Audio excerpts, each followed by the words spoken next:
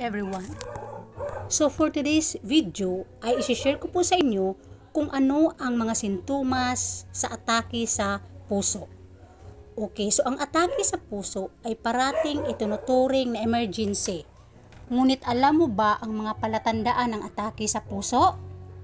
Number 1, pananakit o kawalan ng ginhawa sa dibdib. Number 2, pagkahilo, pagduduwal o pagsusuka. Number 3, pananakit ng panga, liig o likod. Number 4, kawalan ng ginhawa o pananakit sa braso o balikat. Number 5, pangangapos ng hininga. So yun ang mga iba't ibang sintomas sa atake sa puso. Kung sa palagay mo ay posibleng nakakaranas ng atake sa puso, tumawag ka agad sa emergency hotline.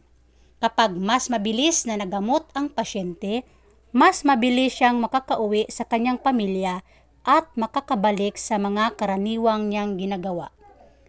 Kung nagustuhan mo ang video na ito, please paki-react, paki-follow at paki-share na rin. Salamat sa panunood. God bless.